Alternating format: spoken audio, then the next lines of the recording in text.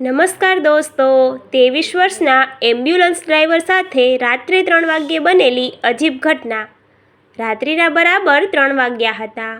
Ahmedabad civil હોસ્પિટલના emergency વિભાગની બહાર એક એમ્બ્યુલન્સ ધીમે ધીમે સ્ટાર્ટ થઈ.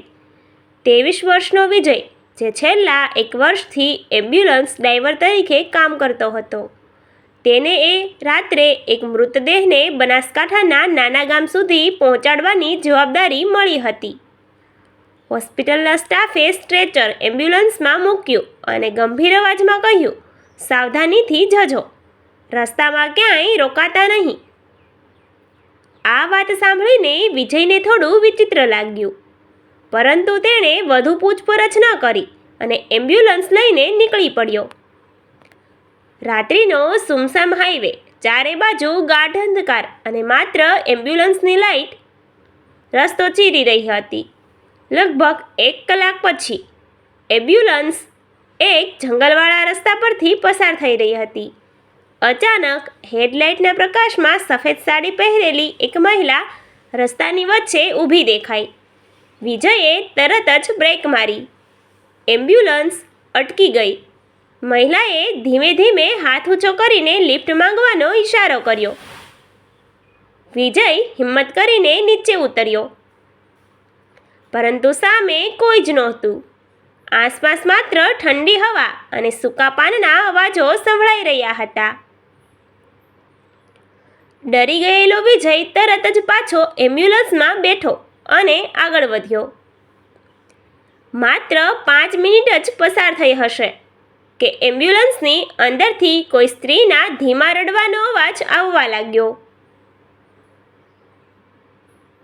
વિજયે પાછળના કાચમાં જોયું તો મૃતદેહ પર ઢાંકેલી સફેદ ચાદર ધીમે ધીમે હલતી હતી. તેના હાથ સ્ટીયરિંગ પર જામી ગયા.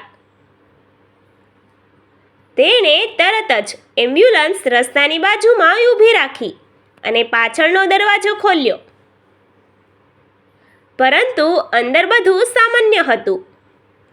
મૃતદેહ પોતાની જગ્યાએ જ હતો. વિજયે રાહતનો શ્વાસ લીધો, પરંતુ એ જ સમયે તેના ફોન પર અજાણ્યા નંબર પરથી કોલ આવ્યો. સામેથી એક વૃદ્ધ અવાજ સંભળાયો, "બેટા, પાછળ વળીને જોતા નહીં." અને જ્યાં સફેદ સાડીવાળી મહિલા ફરી દેખાય ત્યાં રોકાતા નહીં. વિજય કંઈ પૂછે તે પહેલાં જ કોલ કપાઈ ગયો. થોડા સમય પછી એમ્બ્યુલન્સ એક જૂના પુલ પરથી પસાર થઈ રહી હતી. અચાનક એ જ સફેદ સાડીવાળી મહિલા ફરી રસ્તાની વચ્ચે દેખાઈ. આ વખતે તેના ચહેરા પર વિચિત્ર સ્મિત હતું. વિજયે ભગવાનનું નામ લીધું અને ગાડી રોક્યા વગર એક્સિલેટર દબાવી દીધું. એમ્બ્યુલન્સ મહિલાની પાસેથી પસાર થઈ ગઈ, પરંતુ એ જ ક્ષણે પાછળથી જોરદાર ધડાકો થયો. વિજયે ગભરાઈને પાછળ જોયું તો સ્ટ્રેચર પરની ચાદર નીચે પડી ગઈ હતી અને મૃતદેહ ગાયબ હતો. ડરના માર્યા તે સીધો નજીકના પોલીસ સ્ટેશને પહોંચી ગયો. પોલીસે તરત જ એમ્બ્યુલન્સની તપાસ કરી, પરંતુ તેઓ આશ્ચર્યચકિત થઈ ગયા. મૃતદેહ તો સ્ટ્રેચર પર શાંતિથી પડ્યો હતો, જાણે ક્યારેય કંઈ બન્યું જ ન હોય. બીજા દિવસે વિજય હોસ્પિટલના જૂના રેકોર્ડ વિભાગમાં ગયો. ત્યાં તેને 20 વર્ષ જૂની એક ફાઇલ મળી. તેમાં લખેલું હતું કે આ જ હાઈવે પર એક ગર્ભવતી મહિલાનો ગંભીર અકસ્માત થયો હતો. કલાકો સુધી કોઈ એમ્બ્યુલન્સ ન આવતા મદદના અભાવે માતા અને બાળક બંનેનું મૃત્યુ થયું હતું. ત્યારથી દર વર્ષે આ જ રસ્તા પર મધરાતે ઘણા એમ્બ્યુલન્સ ડ્રાઈવરોને સફેદ સાડીવાળી મહિલા દેખાતી હતી. ફાઇલમાં એક બીજી ચોંકાવનારી વાત પણ લખેલી હતી.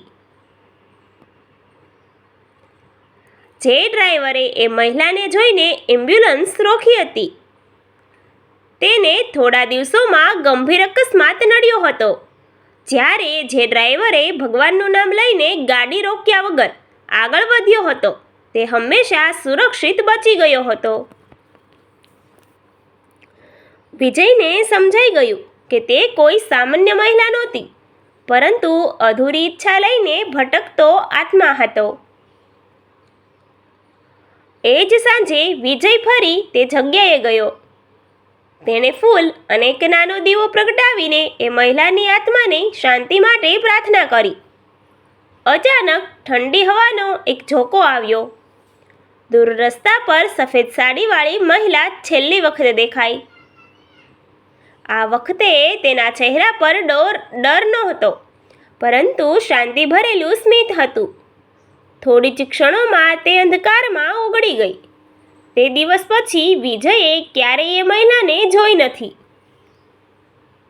પરંતુ આજે પણ ઘણા ટ્રક ડ્રાઈવરો અને એમ્બ્યુલન્સ ચાલકો કહે છે, જો રાત્રે બરાબર 3 વાગ્યે કોઈ સફેદ સાડીવાળી મહિલા રસ્તા પર હાથ બતાવે તો ગાડી રોકતા પહેલાં ભગવાનનું નામ જરૂર લેવું જોઈએ. કારણ કે કેટલીક અધૂરી કહાનીઓ સમય પૂરો થયા પછી પણ રસ્તાઓ પર જીવતી રહે છે. Thank you.